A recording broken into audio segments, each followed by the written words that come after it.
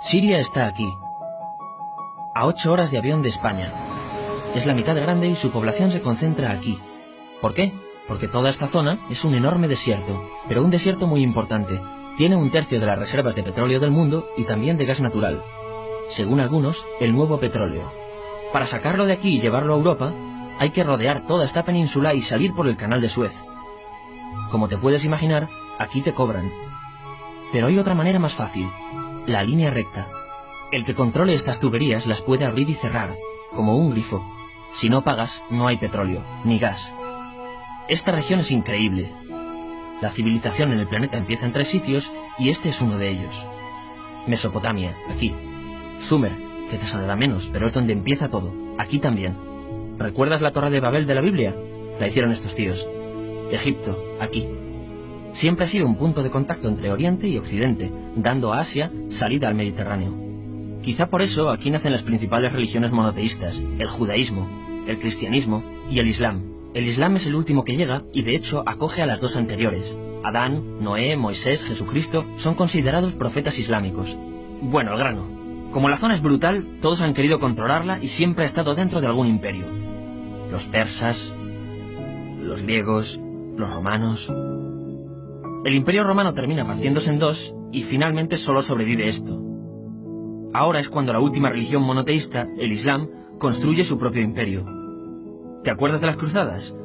Bueno, pues son los europeos cristianos intentando recuperar esta zona de la que estamos hablando. Los últimos en llegar son los turcos, que ojo, no vienen de Turquía, sino de muy lejos en Asia, junto con Gengis Khan.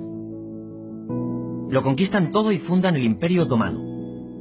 El Imperio Otomano se queda ahí hasta la Primera Guerra Mundial. 600 años. Cuando acaba la Primera Guerra Mundial, aparecen pequeños países donde antes estaba el Imperio Otomano. Y por primera vez vemos a Siria en un mapa. Hasta ahora la habíamos dibujado para no perdernos. ¿Y quién se inventa estos países? Bueno, lo que te voy a contar es alto secreto. O lo era en 1916. Este súper secreto se llama Acuerdo de Sykes-Picot. Los franceses y los ingleses no podían derrotar solos al Imperio Otomano. Solo podían si les apoyaba la gente que vivía dentro. En su mayoría árabes. ¿Cómo se los ganaron? Pues les prometieron la Gran Arabia, un país solo para ellos. El único problema es que era un timo. Antes de seguir, recuerda una cosa. Los árabes son un pueblo, pero no una religión. O sea, un árabe puede ser musulmán, puede ser cristiano, y antes del Islam parece que hubo tribus árabes con tradiciones judías. Bueno, pues a los árabes no les dieron ese único país que les habían prometido. En su lugar, franceses y británicos crearon muchos países pequeños. Estos países, obviamente, no eran países de verdad, sino zonas bajo su control, con gobernantes puestos por ellos. Durante este tiempo hacen lo que quieren con la zona. Recuerda que hay petróleo. Siria, aunque no tiene grandes reservas, tiene fácil salida al mar. Y Francia, que es la que se ha quedado con Siria, se lo da a compañías extranjeras. Después de la Segunda Guerra Mundial, los europeos se van. En el caso de Siria, son echados a patadas.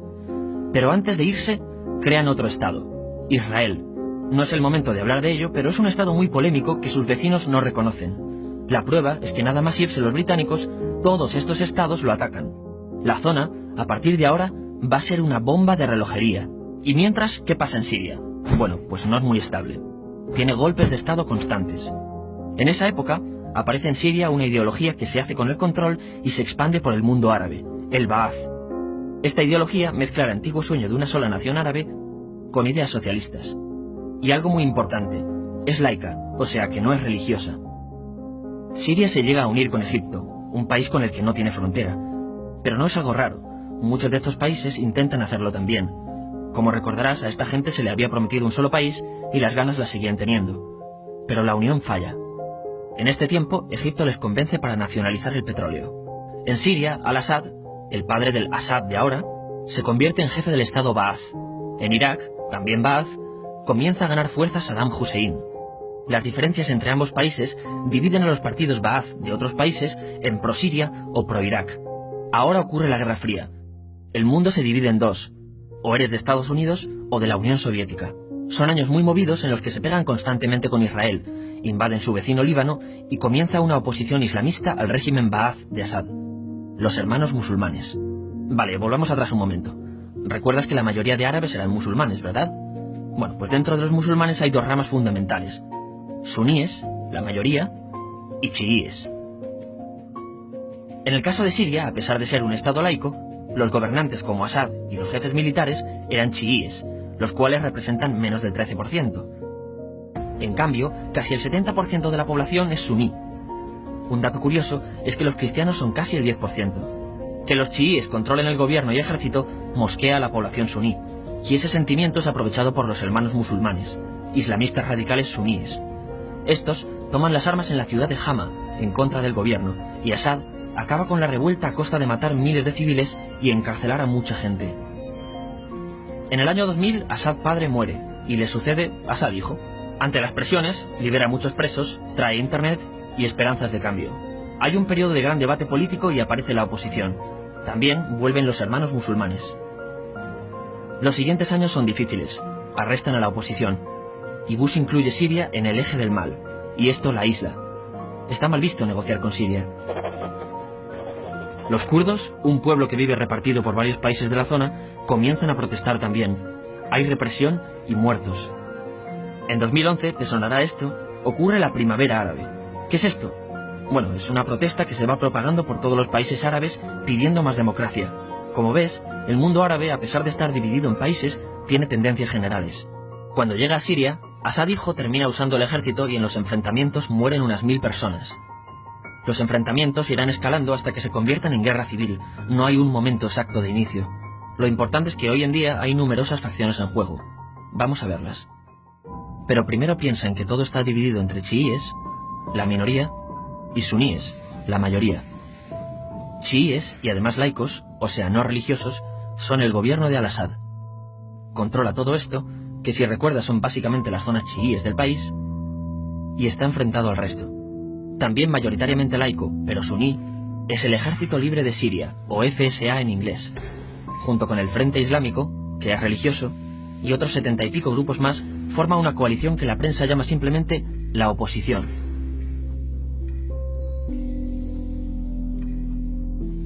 También suníes e islamistas, pero radicales, son Al-Nusra, llamados Al-Qaeda en Siria porque son básicamente eso, Al-Qaeda en Siria. Otros islamistas radicales son el ISIS o Estado Islámico.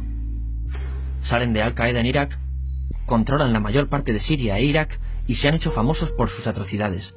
Su objetivo teórico impacta a muchos. Es un Estado Islámico a lo largo de Asia, África y Levante. Aunque a ti ya te suena, ¿verdad? En naranja tenemos al pueblo kurdo, que recordarás porque el presidente Al-Assad lo reprimió, al igual que gobiernos de países próximos también lo hacen. Ahora controlan militarmente esta zona. Antes de terminar, repasemos los apoyos internacionales a fecha de octubre de 2015. Las fuerzas de Al-Assad son apoyadas por Rusia, que ya tenía base militar en el país antes del conflicto, Irán y China. Todos son países de lo que Europa llama Oriente. En contra de Assad, apoyando a la llamada oposición, luchan Estados Unidos, Turquía, Francia, Gran Bretaña y Arabia Saudí. Podemos terminar con algunas conclusiones. Te advierto que esto ya es pura opinión. Si recapitulamos, vemos que la región es estratégica. Por su situación privilegiada, todos la quieren.